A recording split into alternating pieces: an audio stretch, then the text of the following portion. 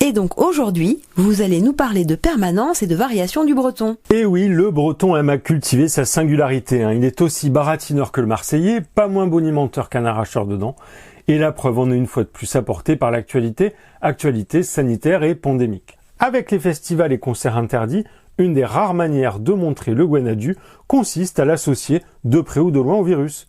C'était déjà le cas avec la faible incidence de la présence et de la transmission de la Covid, histoire de montrer que l'art de vivre breton permettait de se préserver du virus, mais constatant que cela n'allait pas assez loin, c'est désormais non pas moins que la présence d'un nouveau variant 100% pur beurre salé qui est revendiqué. Mais attention, le breton est malin, son variant est indétectable par les instruments de mesure existant un peu comme les éthylotests dans cette région.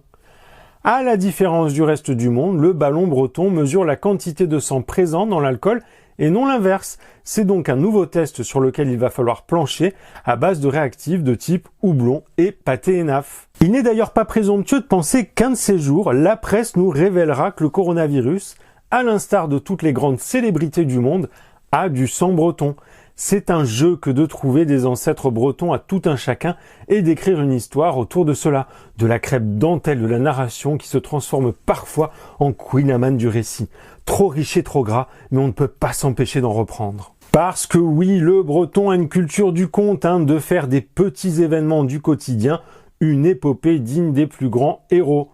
Si ce n'est que les demi-dieux bretons ne combattent pas des dragons, mais plus simplement entendent le loup, le renard et la belette chanter. Ainsi, la littérature et la presse régionale quotidienne regorgent de feuilles mémorables dans lesquelles un âne se retrouve dans la peau d'un cheval de course, un escargot dans celle d'une espèce rare et exotique. C'est l'escargot de Quimper quand même. Ou encore de la réalisation d'une crêpe qui devient la 8e merveille du monde. Vous en êtes sûr? À certains, d'ailleurs, les moins aimables diront que le breton est passé maître dans l'art de faire passer des vessies pour des lanternes. Ce que les amoureux de la péninsule préfèrent plutôt présenter comme une tendance à sublimer l'ordinaire et le quotidien. Bon, au final, le résultat est le même, celui qui permet de faire croire que c'est parce qu'il y a de la pluie que la Bretagne est belle, qu'une nuit de fest-noz est le must de la topitude, que le seul pâté digne de ce nom sur Terre est celui du mataf, et enfin que le rattachement de la France à la Bretagne est un fait historique. Et donc ? Donc, tremblez amis terriens, le coronavirus joue désormais du biniou. C'est peut-être un détail pour vous, mais pour les Bretons, ça veut dire beaucoup.